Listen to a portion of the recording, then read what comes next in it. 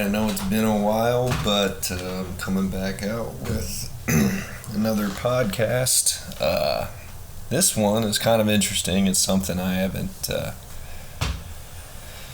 talked about much on any of these, but this episode is solely going to be dedicated to a mock draft for the NFL. So I'm not really into NFL mock drafts as much as I used to be. I mean, I still look at them a lot. I just don't I don't read in depth as much with them. So this one was kind of off the cuff. I was just kind of sitting at work. I had ran out of stuff to do. Don't tell them that. And I just kind of started. I mean, other tasks came up. I just kind of did this in between them. But I just kind of started rolling with this, and it's just I looked at a couple different mock drafts. Obviously, I'm going off that. I'm going off other, experts and quote-unquote experts. You know, I didn't put much stock into Mel Kiper's because, man, that guy, I think you've been doing it long enough. You'd ace some drafts every once in a while, but it's tough. You never know. You never know what's going to happen. There could be 4 different trades in the first round. I personally, full disclosure, I have 2 predicted trades. But for me, this is literally, if I was the GM of this team, this is who I would take. So, and based on mock drafts I've seen, based on players' profiles and kind of the eye test, because I've watched, a lot of these guys in college, and also, full disclosure, the offensive tackles, to me, they're all, pretty much if I have a team taking an offensive tackle, it's I think they're going to take an offensive tackle. I don't these could be completely out of order in which they'll be taken. All I know, these are first round graded offensive tackles, and I'm putting them different places.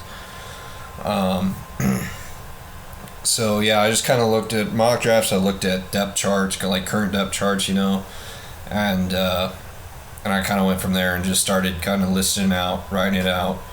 Obviously, kind of the big. I have a few surprise picks in there, but the big kind of thing is the quarterbacks in this draft. It's kind of the first time in a while I think we've had more than 2 legit first round quarterbacks, I feel like. And I'm also an Iowa fan. I'm a Chiefs fan. So I have a few interesting picks here and there. But in my mind, Jack Campbell. Now, I haven't really watched any of the other inside linebacker prospects, but Jack Campbell's the best linebacker in this draft. His production says so in college. His tape says so. And then he had a really, really good combine. Anyway. And I think Sam Laporta is... he's also... Sam Laporta for Iowa, the tight end, he's really rising... I've seen some mocks with him in the first round. And it's not necessarily a super strong tight end class. I think it's a good one. Mayer from Notre Dame, he's really good. The prototypical perfect tight end. The Kincaid from Utah, really good receiver. And then Darnell Washington from Georgia, 6'7". And then there's the Luke Musgraves from Oregon State too, who's didn't put up huge numbers, but has a really nice. He's a 6'6", 250-pound frame.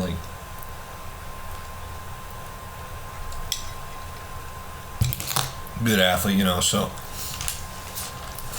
but I'll just dive right into it here. Panthers number 1. They traded up to get number 1 about a month ago. By the way, I think the Bears did a good job on that trade. Not only, they have Justin Fields. He showed a lot of promise last year. And you'll see who I have them picking. So it's really built around Justin Fields, right? And they got DJ Moore in that trade too. I thought that was a great job by the Bears. Panthers, clearly they want a quarterback. And, in my mind, trading up to get number 1,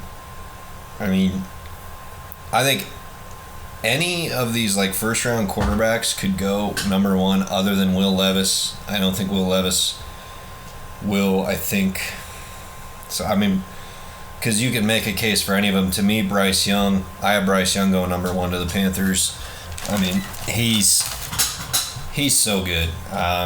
His movement in the pocket, movement outside the pocket, his arm, his accuracy, his touch to all parts of the field. I just remember watching him in that Auburn game.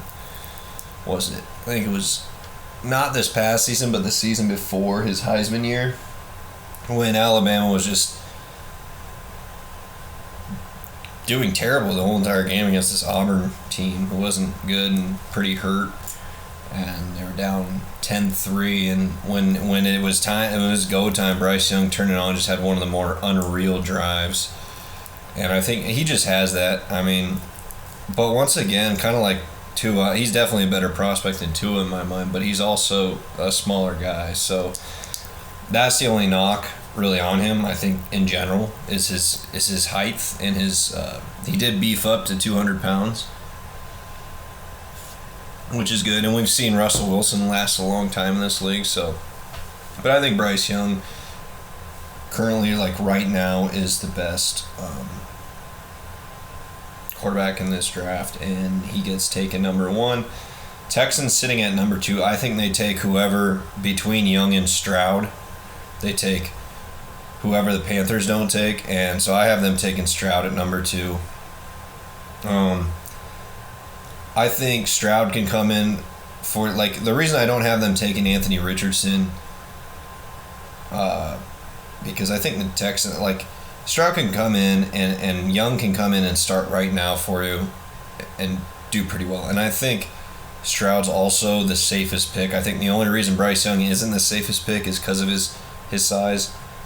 But Stroud, his size, his accuracy, his ability to, I think Young definitely manipulates the pocket better, but Stroud, obviously just being bigger, has a little bit better of a pocket presence, and his accuracy downfield. Now Stroud's had some elite level receivers, and you can't really say the same thing for Young this past year. I think Young still put up good numbers with lesser receivers than we've seen at Alabama in the past, for sure. Like, there wasn't 3 first-round picks on Alabama's receiving corps this year, not even one. And Stroud, he had Marvin Harrison. Smith and Jigba was hurt all year. But, like, Emeka Egbuka, Julian Fleming, I mean, they're top of the class wide receivers, 5-star, like literally 1 or 2 ranked in their class, recruiting class. So, Stroud's had the talent around him, but, I mean, you still can't argue with his accuracy and his touchdown field, in my humble opinion. And then number 3, which is the Cardinals pick, but I have the Raiders trading up to this pick with Arizona, and I have the Raiders taking Anthony Richardson. And this is basically seeing Young and Stroud off the board. I don't think the Raiders want to get stuck taking Levis, and I don't think they want to get stuck picking a quarterback later in the draft. They have Jimmy G, I know, so they could they could wait till next year.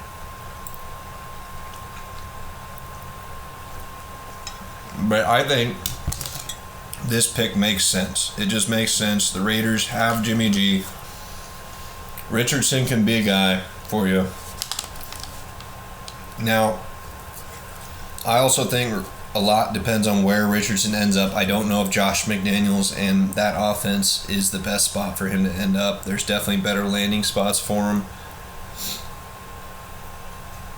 But I think as a Raiders GM, this would make sense. Trade up 4 spots, take Richardson. He can sit behind Jimmy G for a year, maybe even 2. I don't know. Or maybe have Richardson, kind of slowly play into the offense through different plays. I know you signed Jimmy G to a 3-year deal, but I mean, Richardson clearly showed he is a special athlete. I mean, his trajectory is so weird, and I think mock draft are so funny sometimes because before the season they had Richardson going mostly in the first round, anywhere from I don't know like 8 to 30, and it changes obviously as the way team seasons go in the NFL, and then the way the prospect seasons goes in college.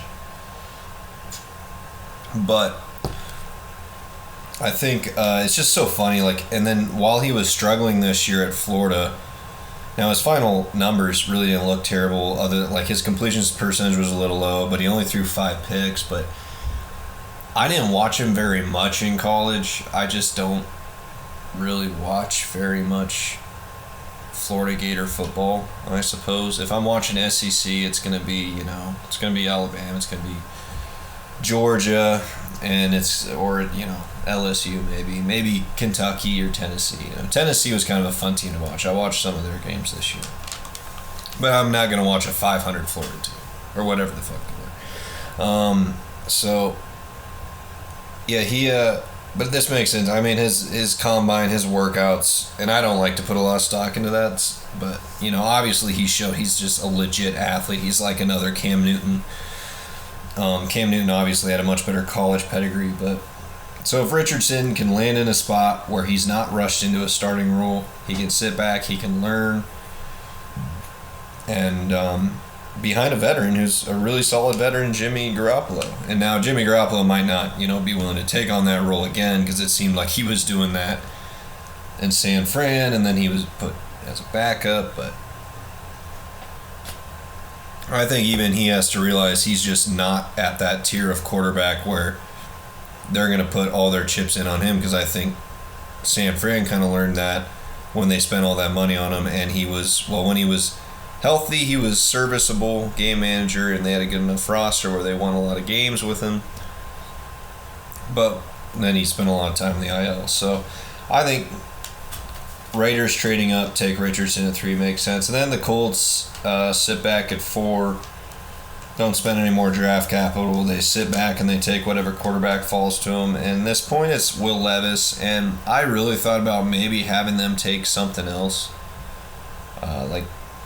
But I think what they need is maybe another receiver, tight end maybe. So I wouldn't be surprised if they traded down, because I still don't think Levis physically,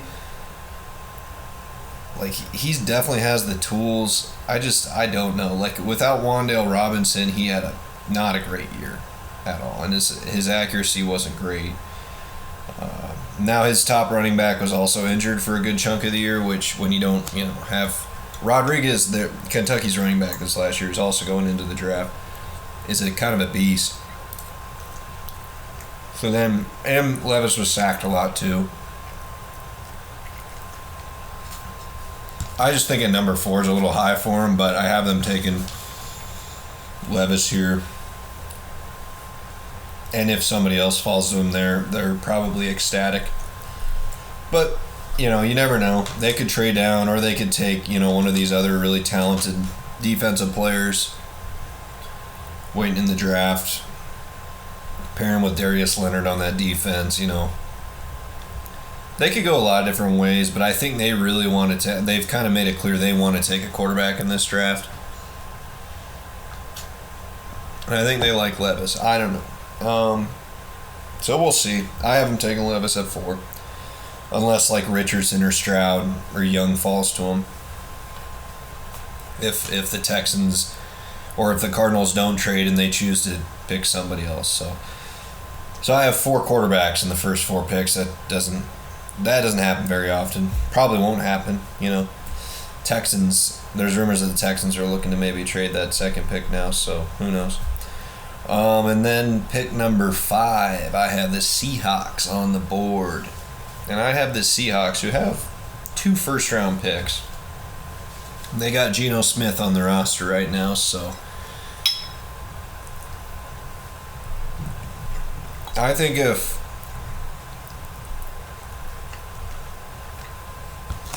Richardson falls to them, I think Richardson to the Seahawks makes a lot of sense too.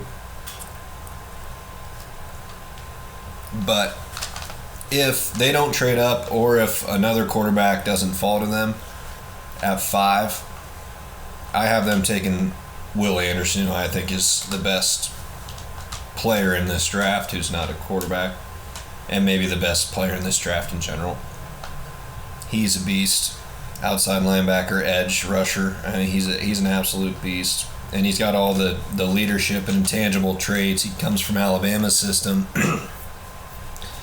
He's really good, and if the Seahawks get him there at 5 to help out the pass rush a little bit more, I mean, that's good for them. I mean, I think that makes a lot of sense for them to go that way. At pick number 5. So Will Anderson from Alabama to the Seahawks for 5.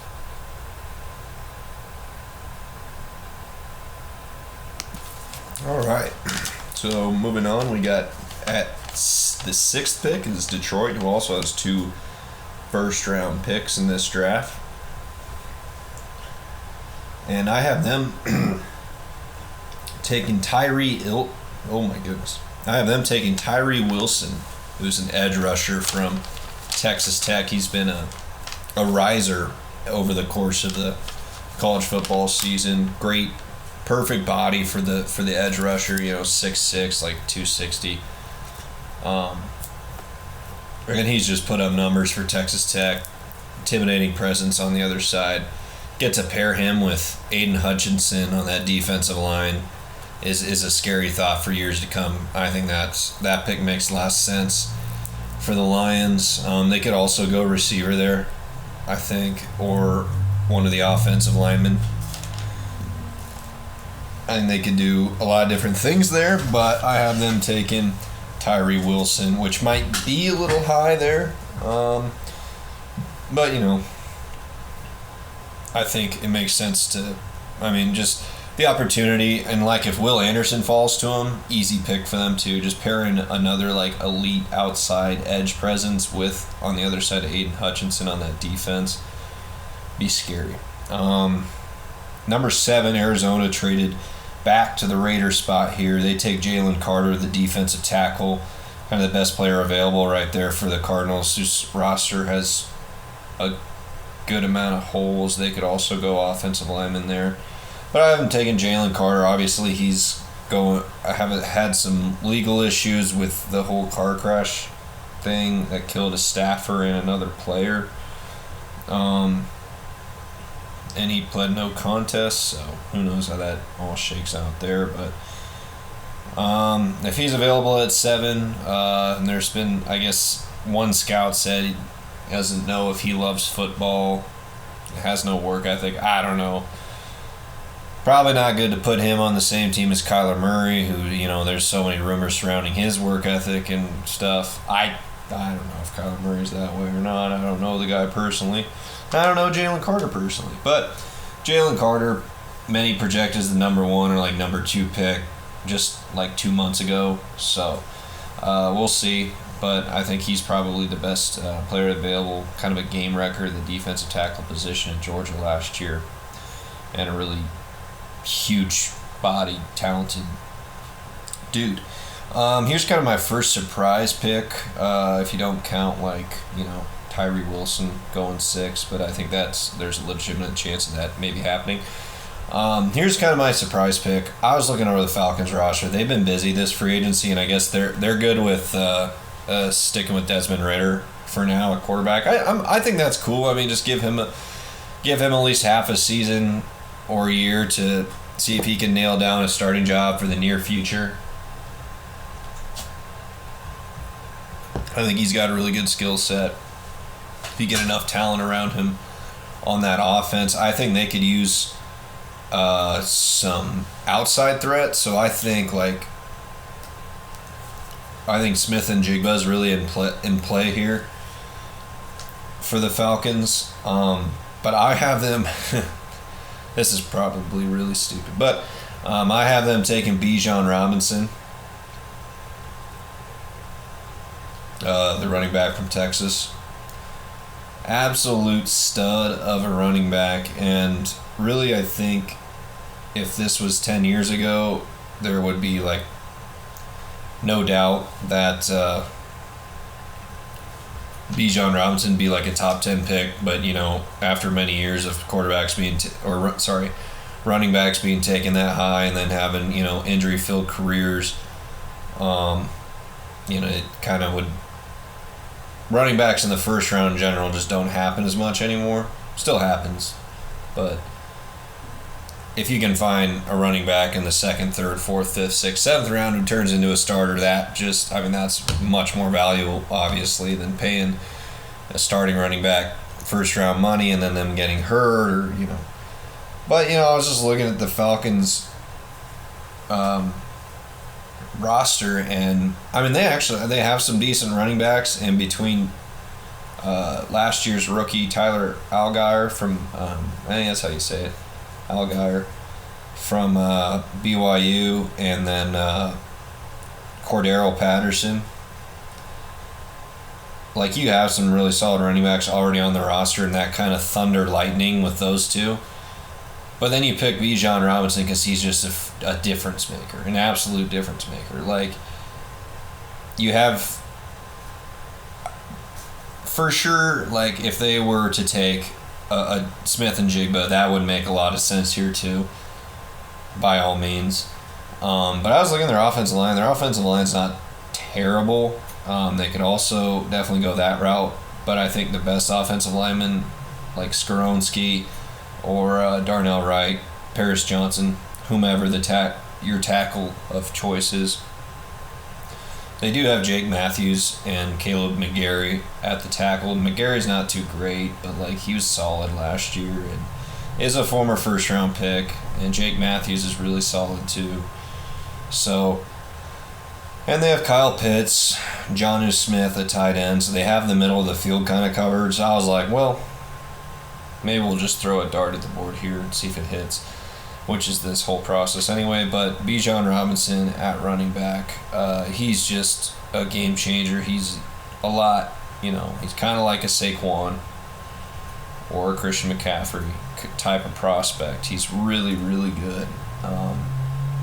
Now, obviously, you're running that risk. And the Falcons really could trade back here. And, like, if there's still a quarterback left on the board here, they might trade back with, like, the Titans. So we'll see. It kind of depends on how the first 7 picks shake out. But this is kind of my first kind of wild pick I threw in there. Robinson going number 8. Talent-wise, he's definitely up there. It's just the whole running back. Taking a running back that early is never really that smart. So, anywho, moving on. Because this is apparently going to be way longer than I thought of an episode. Number 9, the Bears traded back here with the Panthers, and they smartly used their pick on an offensive tackle, Peter Skoronski from Northwestern. Went to college at Northwestern, stay in Chicago, play for the Bears. They need protection for Justin Fields big time. This makes too much sense to me. And Skoronski to the Bears. 10, the Eagles. This was kind of interesting. I was kind of looking over this pick. It was kind of, it was tricky. Philadelphia did retain a good chunk of their defense from last year. They could go offensive line here too, because some of their offensive line is really aging.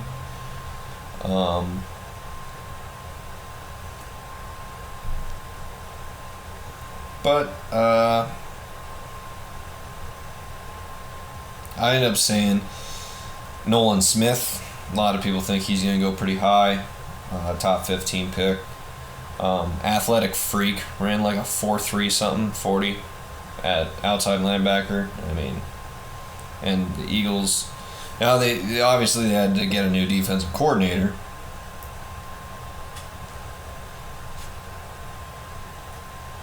Oh no, they had to get a new offensive coordinator. Or both. Colts hired their defensive coordinator? No, I don't know. But I think, your offense is pretty much set. They're another team I could see potentially maybe taking like Bijan Robinson, maybe trading back.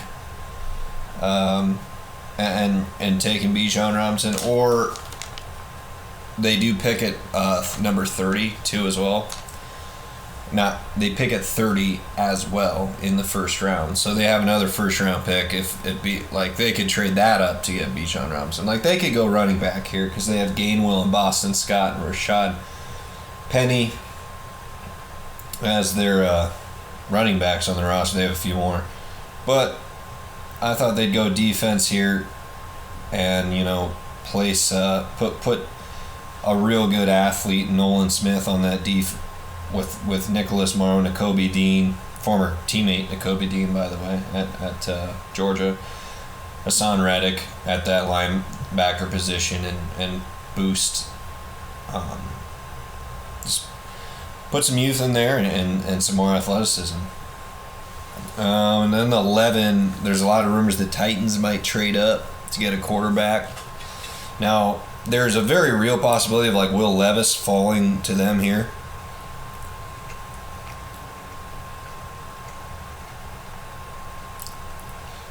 But I think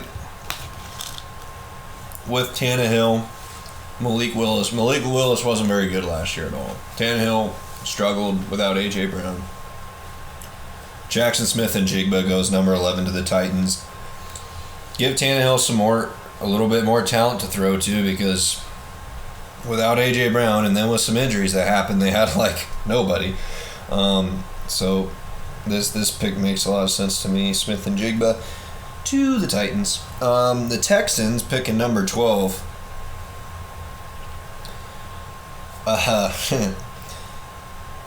They miss out on pairing Smith-Njigba with C.J. Stroud by a pick. But I have them solidifying their two cornerbacks in the futures. They already have Derek Stingley, their number 3 pick last year. They picked Joey Porter Jr. from Penn State to put him across from Derek Stingley. I think that's a pretty solid pick. They have I was thinking O-line there too, but they actually have a pretty solid O-line as well. And also, still, I was thinking about adding another weapon on the outside for Stroud, but I think that gets addressed immediately in maybe the second round. Or they might trade back from 12. And take a receiver with that pick if they trade back. But they could also go defense there. There's still a good chunk of holes in that roster, so I went with Joey Porter. Jets are picking 13th. Once this Rodgers trade goes through, they're going to need to protect him. I have them taking Darnell Wright, offensive tackle out of Tennessee. Now, they could also pick Paris Johnson, the offensive tackle out of Ohio State. Or Dawan Jones, the offensive tackle out of Ohio State. Who knows? I don't know. But I just haven't taken Darnell Wright. Maybe he's the worst of the first-round offensive tackles. Like I told you, I don't know. But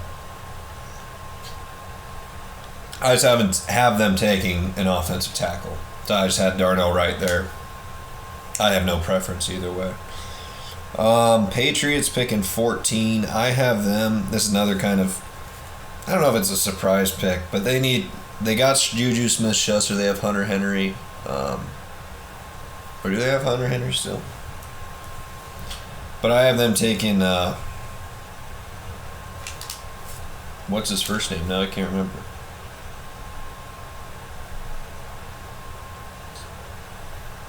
Wide receiver from TCU, Johnson. I don't have his first name on here, so I'll figure it out in a second. But yeah, this is I never know. Never know what Bill Belichick's gonna pick. He's always weird in the first round. I tell you what, like especially in the first round. I got Devontae Parker, Kendrick Bourne, Juju Smith-Schuster. But I haven't taken Johnson out of TCU. And he's just going to give him that stretch the field threat big target, great after the catch. It really is what Devontae Parker is supposed to be, but I don't know, has even really played at all in the last few years. So, but they could also go offensive line as well, I think. And then we got the Packers picking number 15. I got them taking Mike Meyer. Michael. Is it Mike? That doesn't sound right. Goodness. I have him taking Meyer, the tight end, out of Notre Dame, because he's a beast.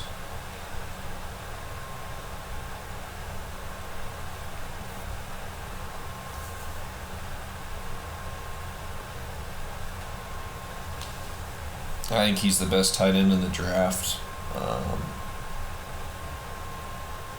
He's been putting up numbers since his freshman year at Notre Dame.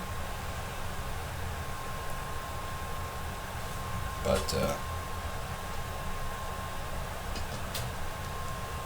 6'5", 250.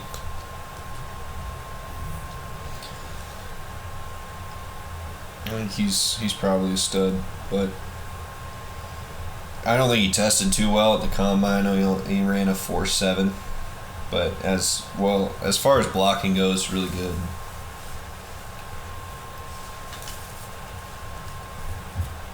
But the Packers desperately need a tight end right now.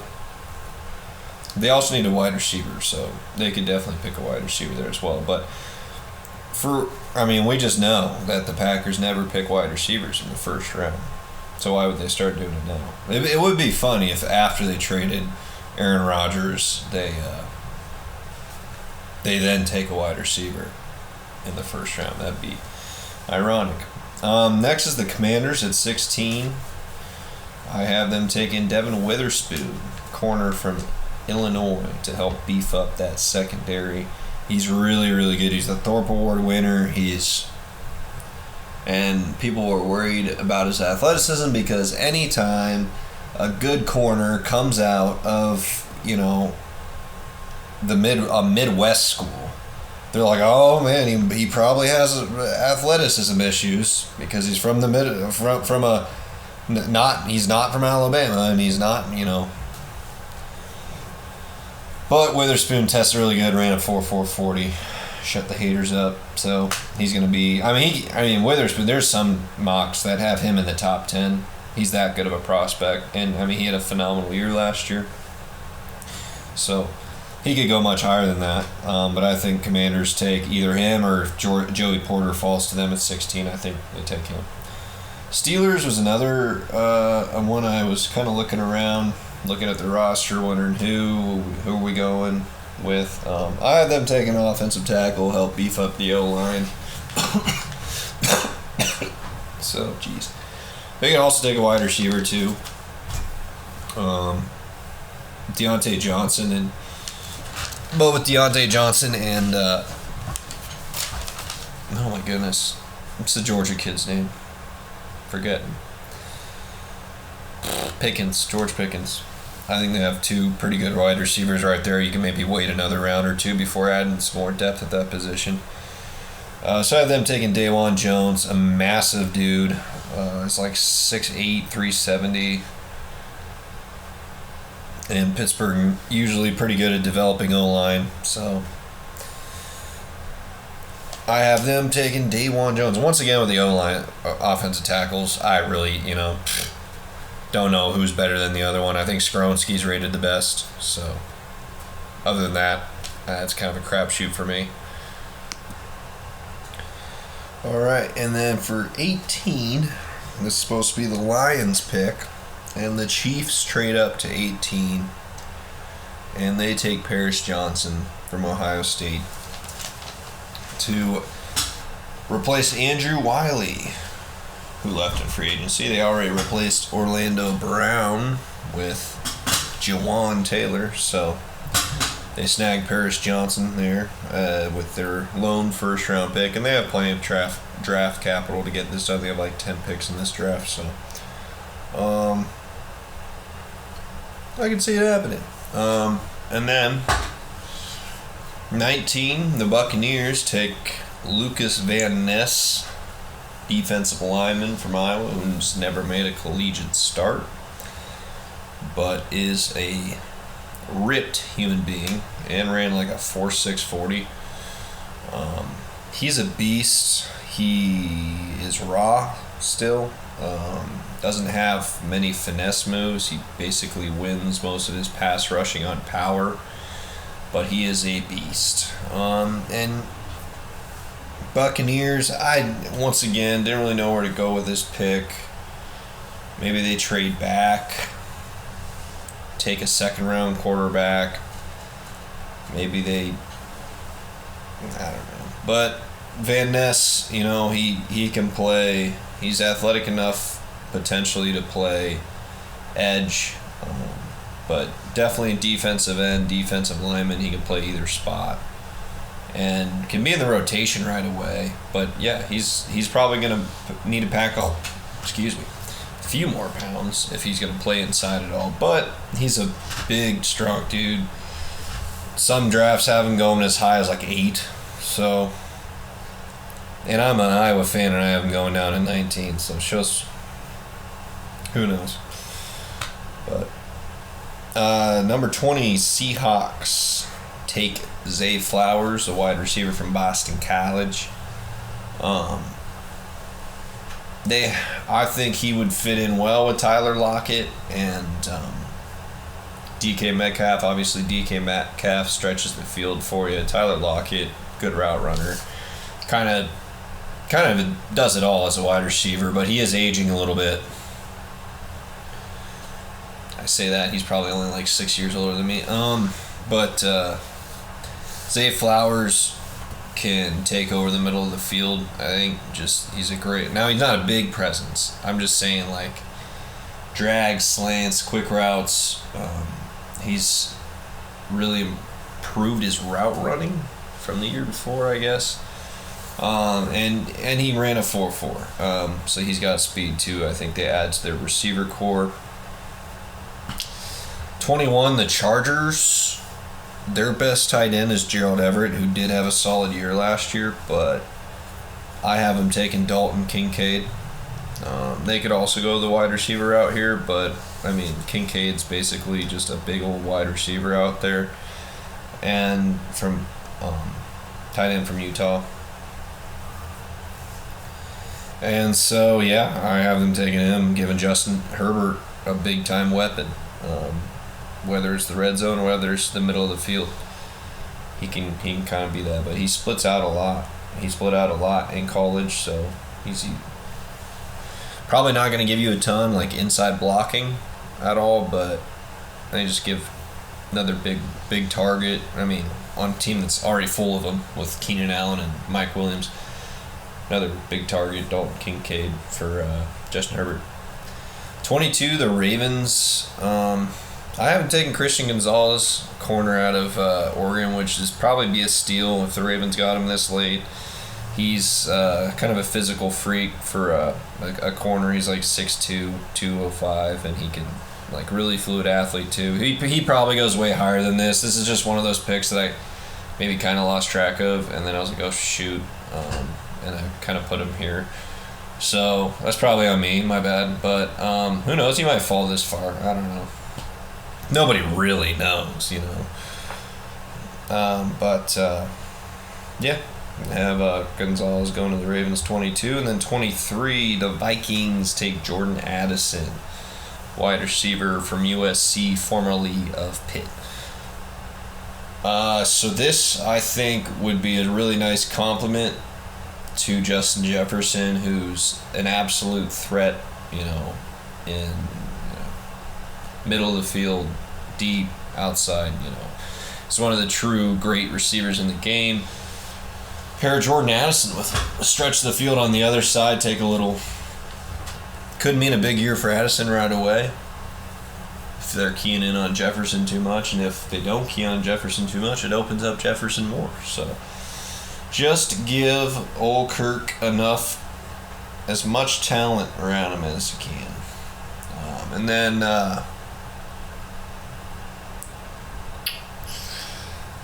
Jaguars at 24 take defensive end from Clemson. Byron Murphy, is that his name? I think. See, I wrote their last names down. I should have wrote their full names. So, now Byron Murphy's the corner. Shoot. Oh boy. Miles Murphy. I knew that. Miles Murphy goes, and Miles Murphy is another one of those prospects. He could be taken anywhere from like 5 to like 25. He's kind of a beast. Like 6'5", 270, 280. Like a true defensive end. He's not necessarily an edge, but he's really good. And the Jaguars take him to pair across from their first round pick last year, Trayvon Walker. Because Murphy also ran like a 4.5 40, which is also ridiculous at his size. So, yeah, he's another pure athlete, and they took Walker last year, which was a surprise, but Walker had a crazy good combine, so you could see this making sense right there for the Jaguars. The Giants take Deonte Banks, corner from Maryland, to add to their secondary. I also thought about going wide receiver there for the Giants, but I didn't. The Cowboys take Sam Laporta from Iowa. I was thinking between Musgrave and Laporta, but it sounds a lot more like they're liking Laporta as a first-round pick. He's got production. He's got run-after-catch ability. His blocking's improved. But, I mean, he's just a really good route runner. He's really good after the catch. Like, I think he led all tight ends and forced missed tackles, broken tackles, whatever you want to call it. Of course, like 8 of them came on one play against Kentucky, so that might have had something to do with it. But the dude's a beast. I mean, he came in as like a 6'4", 210-pound wide receiver, and all of a sudden he was our starting. Like, we recruited 3 tight ends in that class with him. I think this was 2020. No, 2019. That was one of the 2. Logan Lee, Sam Laporta, Josiah Myman, and Laporta was the lowest rated recruit, lowest rated tight end recruit in that class. And obviously Iowa doesn't pay attention to that. They saw Laporta as like, this is our guy, and they made him into a tight end as a redshirt freshman, like that. And there was that little gap here between, it was Fenton Hawkinson, and then that gap year between them and Laporta was Nate Wheating was our starting tight end. I think Sean Byer. And then the next year, so it was 2020, was the first year as a starter for Laporta. Redshirt freshman, beefed up to like 240, became our starting tight end. And then Josiah Myman ended up transferring, and obviously Logan Lee's our defensive, transitioned into a defensive tackle. He's been a really good defensive tackle for us, so worked out for the best for those 2. So yeah, I have Laporta going to the Cowboys because they needed a tight end and they needed the middle of the field presence, and he is that, both of those. 27, right after the Cowboys scoop up the second Hawkeye of the first round, the Bills scoop up the third Hawkeye of the first round. The Bills lost Tremaine Edmonds. They still have Matt Milano, I'm pretty sure. But they scoop up Jack Campbell. Jack Campbell's a beast, man. Obviously, I'm an Iowa fan, so I'm biased, but dude's an absolute beast. He's clutch.